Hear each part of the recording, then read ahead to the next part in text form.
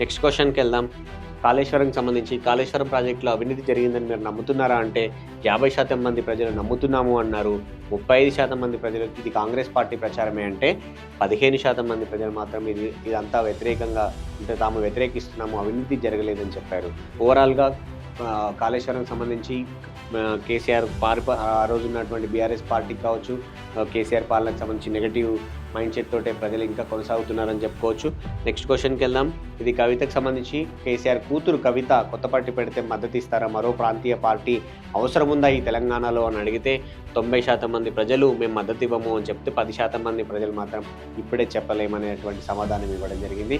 ఇక final question, ఈ కోదాడ నియోజకవర్గంలో ఉత్తమ్ పద్మావతి రెడ్డి ప్రాతినిధ్యం వహిస్తున్నటువంటి ఈ నియోజకవర్గంలో ఈసారి స్థానిక సంస్థల ఎన్నికల్లో ఏ పార్టీకి ప్రజలు ఓటు వేయబోతా ఉన్నారో అడిగితే ప్రజలు చెప్పినటువంటి సమాధానం, స్థానిక సంస్థల ఎన్నికల్లో మీరు ఏ పార్టీకి ఓటేస్తాను అని అంటే 50% మంది ప్రజలు బీఆర్ఎస్ పార్టీకి ఓటేస్తామని చెప్పారు. కాంగ్రెస్కి ఓటేస్తామన్న వాళ్ళ సంఖ్య 35% అయితే ఇండిపెండెంట్లకు ఓటేస్తామన్న వాళ్ళ సంఖ్య 15%. సో ఇక్కడ కోదాడ నియోజకవర్గంలో బొల్ల మల్లయ్య యాదవ్ అని గతంలో బీఆర్ఎస్ పార్టీ నుంచి ఎమ్మెల్యేగా గెలిచారు. ఆయన అంతకుముందు టీడీపీలో యాక్టివ్గా ఉండేవారు. సో ఓవరాల్గా పరిస్థితి కొంత మారుతోంది. పద్మావతి రెడ్డికి నెగిటివ్ రిజల్ట్ అయితే కోదాడలో వచ్చే అవకాశం కనబడుతూ ఉంది. స్థానిక సంస్థల ఎన్నికల్లో అది కొంత ఉత్తమ్ కపుల్స్కి మాత్రం కొంత ఇబ్బందికరమైన పరిణామంగా అయితే మనం గమనించవచ్చు.